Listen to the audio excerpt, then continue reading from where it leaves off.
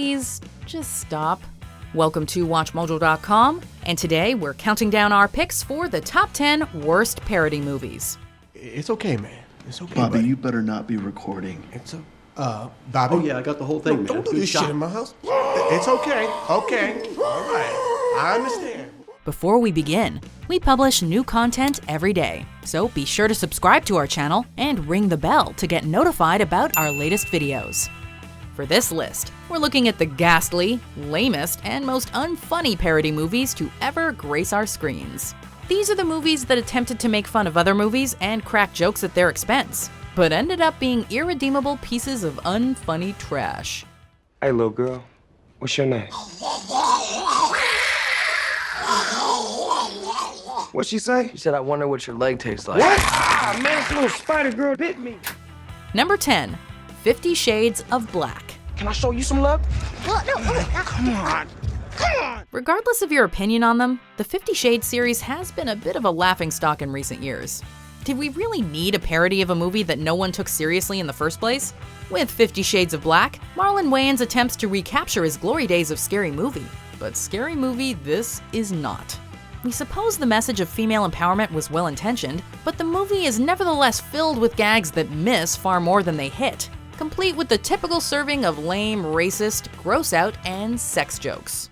And for May, of course, we have Peking duck from the Mandarin province of China. I'm Korean. Don't refresh me. Number 9, Leonard Part 6. Go easy, Monroe.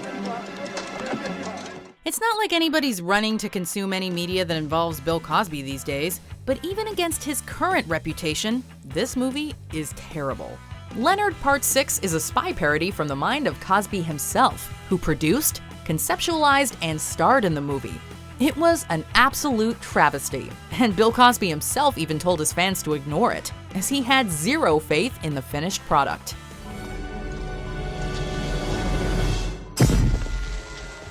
The director, Paul Weiland, would also disown the movie, calling it, quote, a mistake that was bred from Bill Cosby's power and Weiland's inability to argue his creative decisions. Cosby's warnings turned out to be successful, as the movie was a massive bomb that quickly and rightfully faded into obscurity. The whole movie is a mess, and even though Cosby has disowned it, he cannot escape all the blame. I don't think so. Number 8, Breaking Wind. God, I knew I should have taken those stupid shrimp tacos from that Guadalajara street vendor last night. Before we get into the heart of our criticism, let's just sit for a second and ponder the existence of a movie titled Breaking Wind. Yeah, you can just tell this one wasn't going to be very good. Oh, my bad. Breaking Wind serves as a Twilight parody, and surprisingly, the cast isn't too bad. The woman who played Amy on The Walking Dead is here, as is everyone's favorite badass, Danny Trejo. But aside from the casting, there are no redeemable qualities to this movie. It isn't just lame and unfunny, it's mean-spirited. It directly makes fun of real Twilight fans and constantly cracks jokes at the idea of gay marriage. It's a mess from every angle. It's really gay. Number 7, Scary Movie 5. Look at that form, that technique. The first Scary Movie was not half bad, and then they just kept coming. And coming and coming. 13 years after the original, Dimension Films released the 5th installment in the series, and it was more terrible than we could have imagined. So hungry. Is that all? Pure as a weight limit. Series veterans Anna Faris and Regina Hall sat this one out, and their presences are sadly missed. No one in the movie is particularly funny, and even the gags, which spoof movies like Inception, Black Swan, and Mama, were stale and out of date. It seems as if 13 years worth of the same tired jokes has robbed them of their funniness.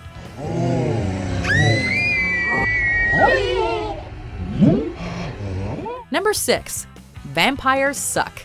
Oh, I'm a vampire. Duh. That was my next guess. The best we can say about Vampires Suck is that Jen Prosk does a damn good Kristen Stewart. Vampires Suck is also a spoof of Twilight, and it's just as bad, if not worse, than Breaking Wind. This movie contained nothing but empty jokes that consisted of your typical head bonks and groin hits. Oh my God, there is Edward, we love you, you're the best. No, Jacob's the best.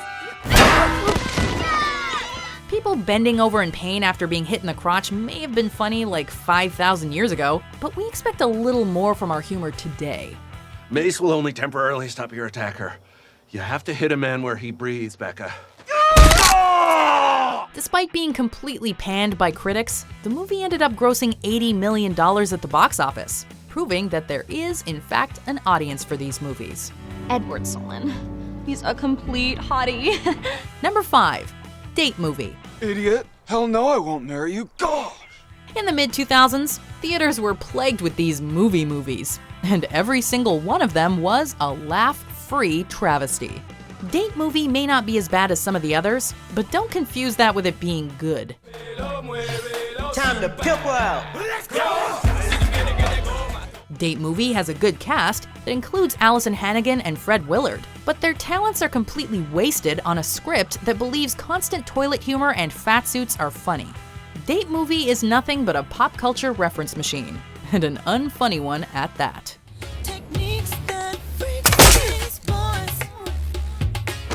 Number 4.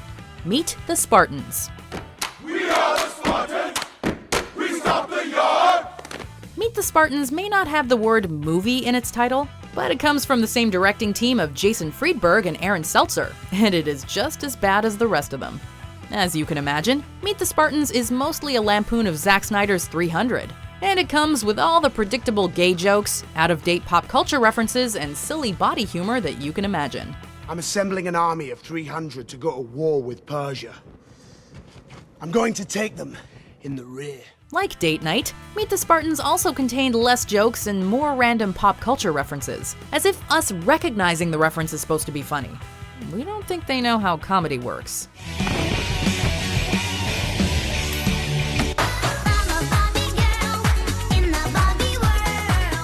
Number 3. Epic movie.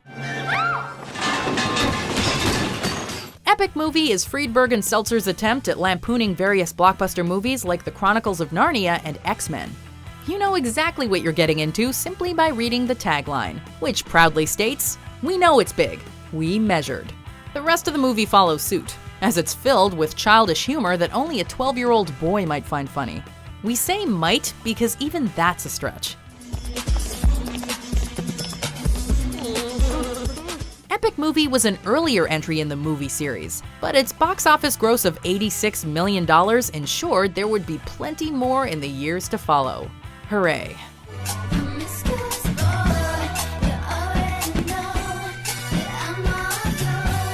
Number 2. The Starving Games.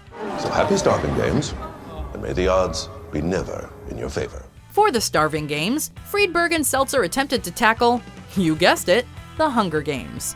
Like their previous works, this is a movie filled with completely random pop culture references, comic violence, and horrible attempts at satire. However, unlike their previous works, there is no star power to speak of here. Hasta la vista, baby. Yippee-ki-yay. Damn it, I don't have a catchphrase. Whereas before they snagged Fred Willard, Allison Hannigan, and Cal Penn, there is no one in The Starving Games who can even attempt to draw your attention away from the horrible jokes on screen. But then again, there is absolutely no saving this juvenile, crass, and stale excuse for a movie. I'm in the cake. Oh. Number 1. Disaster movie. You want some? Well, here you go.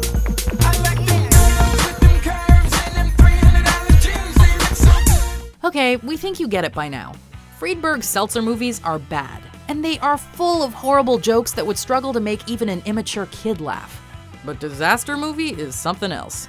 As you can imagine, the movie is a riff on various disaster movies. But unlike good parodies, it has nothing to say about the genre it lampoons. Look at me! Look at this!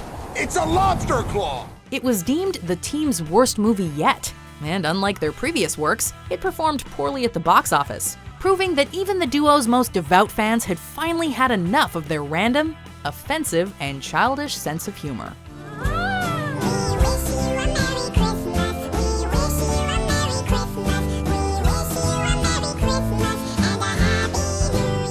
Do you agree with our picks? Check out these other great clips from WatchMojo and subscribe for new videos every day.